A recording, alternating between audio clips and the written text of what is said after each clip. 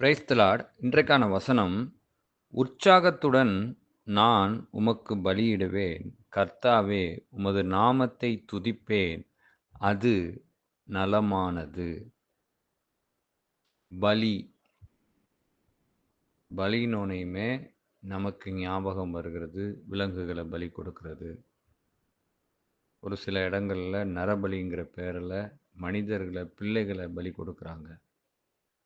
அப்புறம் பலிங்கிற பேர்ல தங்களை தாங்களே வருத்திக் கொண்டு, குத்திக் கொண்டு, கீறிக்கொண்டு, நெருப்புல நடக்கிறது, இப்படி பல விஷயங்கள செய்து பலி கொடுக்கிறதா எண்ணுறாங்க.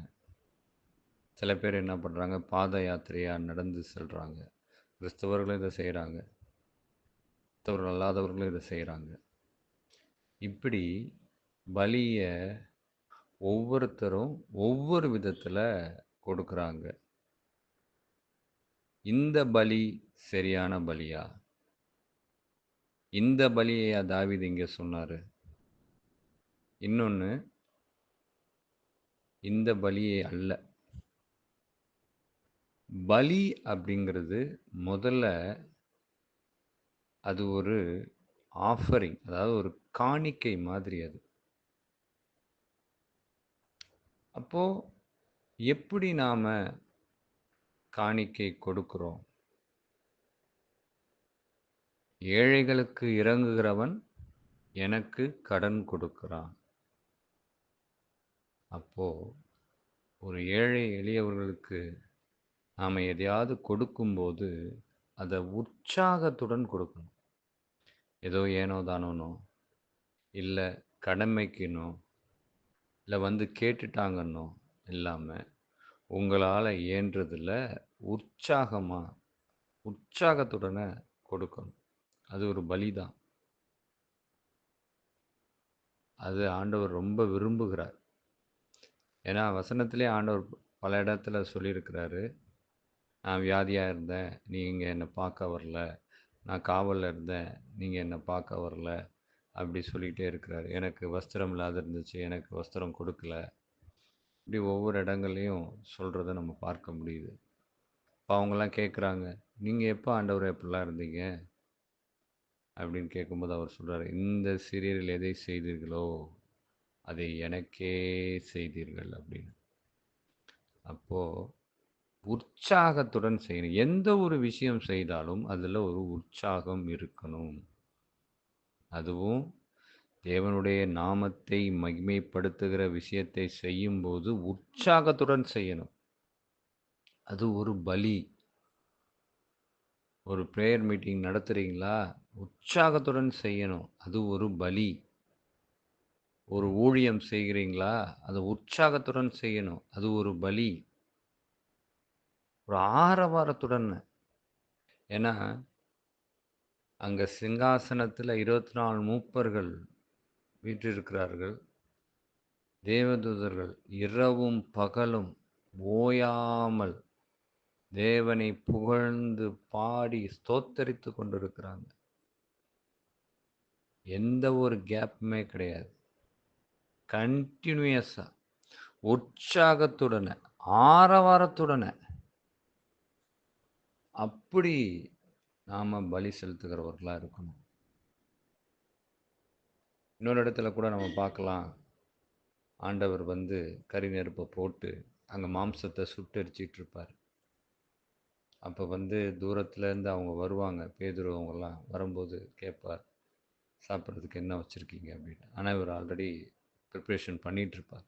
இப்போ அங்கே நாம் புரிந்து கொள்ள வேண்டியது விஷயம் என்னன்னா, நம்முடைய மாம்சத்தை சுட்டெரிக்க பலியாய் உற்சாகத்துடனே முழுமையாக நாம் வந்து கொடுக்கணும். அந்த பலியும் மிக மிக முக்கியம். அது கர்த்தருக்கு நலமானது. ஆனால் நாம் இந்த பலியை உற்சாகத்துடன் எங்கே கொடுக்குறோன்னா, உலகத்துக்கு கொடுத்துக்கிட்டு இருக்கோம்.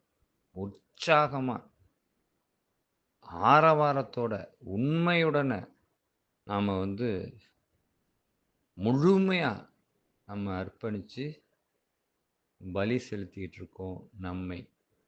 நம்முடைய நேரத்தை, நம்முடைய அவயவங்களை, இப்படி நம்முடைய சிந்தைகளை, நம்முடைய எண்ணங்களை, நம்முடைய செயல்பாடுகளை எல்லாவற்றையும் உற்சாகத்துடன் உலகத்துல நாம செலுத்திட்டு இருக்கோம்.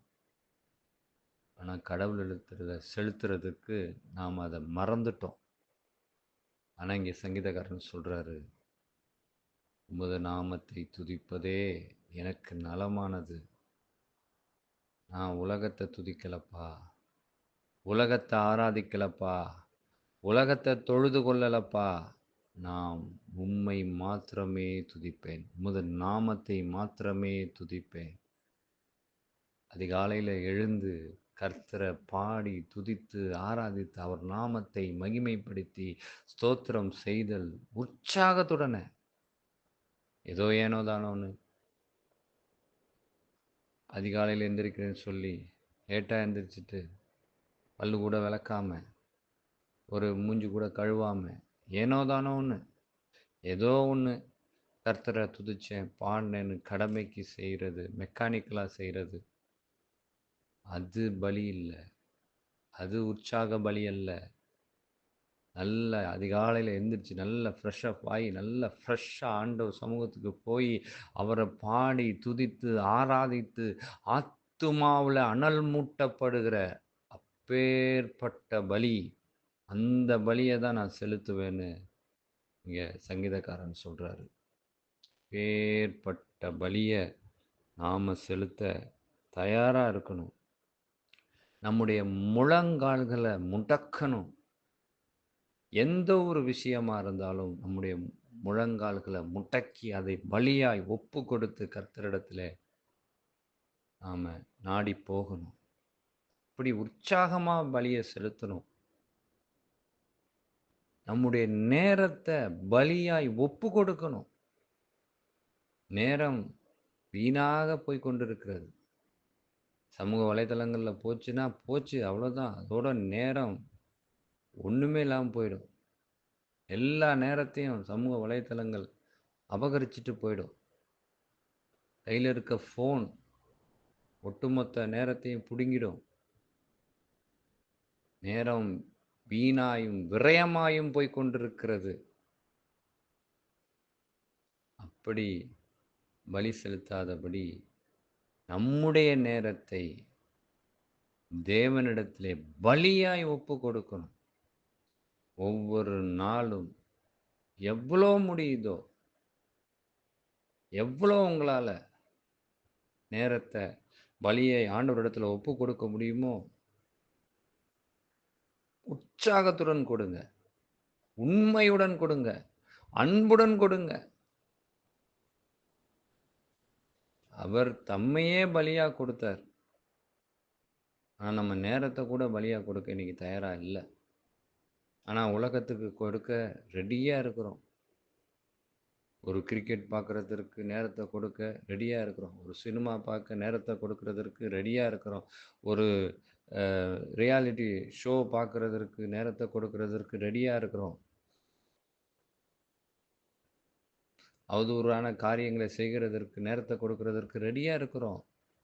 ஆனால் கர்த்தரிடத்தில் நேரத்தை கொடுக்கறதற்கு, கர்த்தருக்காக நேரத்தை பலியிடுகிறதற்கு நாம் தயாராக இல்லை. நான் சங்கீதக்காரன் அப்படி இல்லை. அவர் நான் நாமத்தை துதிப்பதே எனக்கு நலமானது. இன்னொன்று, நாம் பலி கொடுக்கறது உற்சாகத்துடன் கொடுப்பேன். ஏனோ தானோன்னு கொடுக்க மாட்டேன், சோம்பலுடன் கொடுக்க மாட்டேன், அக்கறை இல்லாமல் கொடுக்க மாட்டேன், அர்ப்பணிப்பு இல்லாமல் கொடுக்க மாட்டேன், உண்மை இல்லாமல் கொடுக்க மாட்டேன், உணர்வில்லாமல் கொடுக்க மாட்டேன் அப்படின்னு சொல்றாரு.